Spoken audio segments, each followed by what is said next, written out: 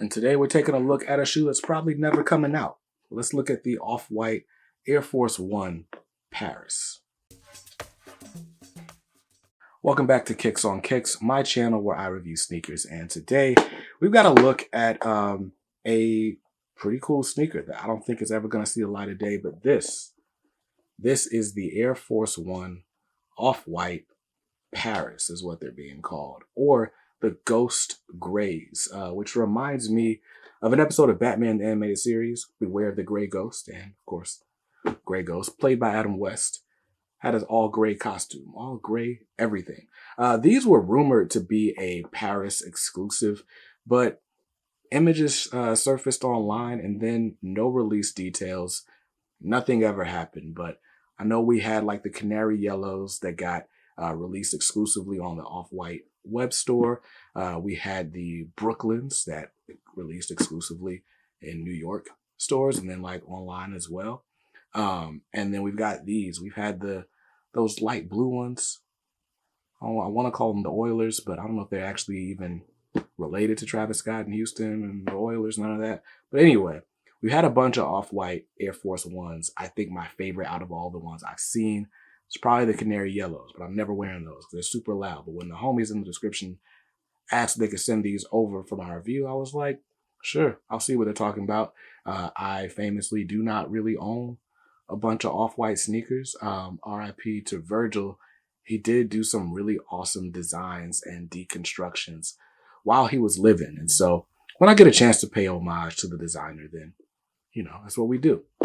So anyway, we're going to take a look at this shoe. We're going to look at the packaging, although I don't think it really matters all that much. We'll talk about legit checking indicators in case this shoe ever does see the light of day.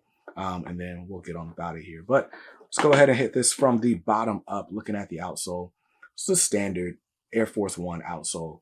You've seen it like literally for 40 years now. So nothing special to report, but all gray everything, concentric circles, got the Nike right there in the midfoot, and that's that. That all gray outsole is also an all gray midsole. So super chunky midsole, which is what the Air Force One is known for. And we got all that in gray. We have the gray Air on the lateral side. On the medial side, there is nothing. Just that sort of extended sort of line. We do have the trademark Air that we get in quotes from pretty much all the Virgil shoes. You know, Virgil loved quotation marks. And then let's move on to the upper. Now, the upper on this shoe is made up of a softer leather that I've seen on most Air Force Ones. Most of the time, and the reason I don't wear Air Force Ones is because Air Force Ones are almost always like just super plastic feeling. And don't get me wrong, this pair feels kind of plasticky too, but it's a softer plasticky feel than we've gotten on most others. Like if you get a pair of all white Air Force Ones right now, it's not going to feel the most amazing unless you grab like the color of the month or like special edition type stuff. But anyway, so it's definitely a synthetic leather, but it's a less plasticky synthetic leather on this upper.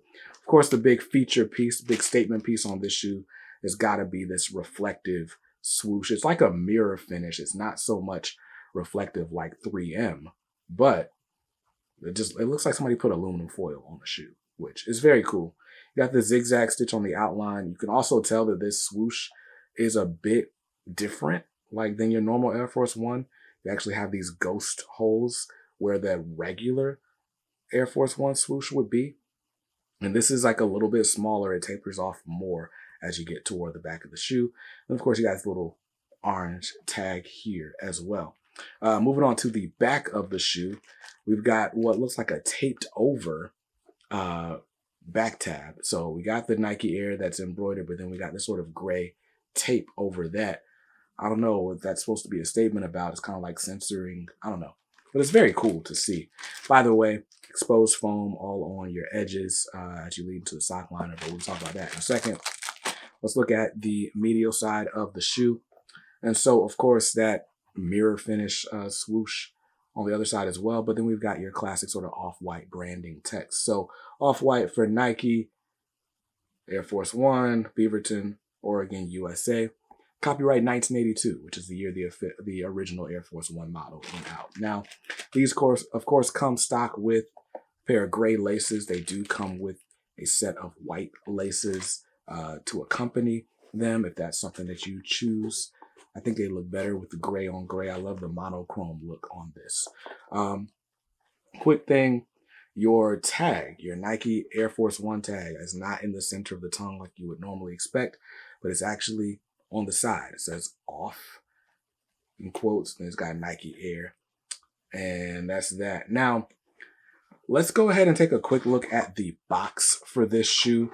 Now, I don't know what box the Off-White collaborations have been coming in for Air Force Ones because I don't own any. I don't really buy Hypebeast shoes like that. But this is a white on white box. It's got the Force logo. We got Air Force One right there. This kind of like spot gloss effect, which is really cool. You get the sort of pull out drawer of a box. So you can see that. Nike Air Force One low, gray, gray. No special projects, no off-white branding on the box, just Nike Air Force One low. That seems inaccurate to me. Gray on gray. Got these in a size 8.5 because I always size down a little bit on my Air Force Ones. Now, we can talk about legit checking. Now, this is a shoe that has never been released. And so, chances are if you're seeing these on the streets, just like this one in my hand, it's probably a fake, right? So let's take a look at some other markers to see if there's anything that we can immediately spot that lets us know this is fake besides the fact that I'm holding it. So what I'm looking for on the blacklight test, of course, is always going to be pen marks, extra glue, stamps. We do have a little bit of extra glue, like just kind of chilling on the shoe right here, which is odd. Nothing on the bottom, no like stamps on the bottom, so I guess that's cool.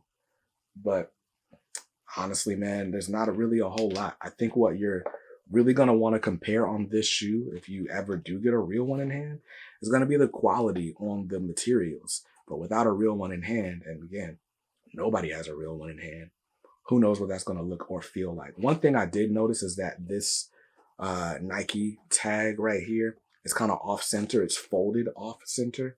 So that's probably a mistake that the replica factories are making. But other than that, man, the shoe's a shoe. Let's try it on feet real quick. I'm not going to film an on foot, but I'll tell you if it fits like true to size or true to an Air Force One size anyway. Oh, wow. That's crazy. This feels big even for an 8.5, which that's probably a factory mistake as opposed to something that you would notice on an Air Force One normally. Yeah, there's a lot of room in here. And part of that could just be because of how they sort of did the deconstruction and scaled down on this shoe. There's not a ton of padding here that's pushing your foot up to the forefoot. But yeah, I did a half size down and I'm almost like I probably could have done another half size down, which full size down in Air Force Ones is never a thing that I'm doing. So that's, again, probably another telltale sign that these are fake. But hey, what are you going to do? So that's going to do it for my review of these off-white Air Force Ones, Ghost Grays, the Paris. And yeah, man, I'll see you guys in another review some other time. Peace.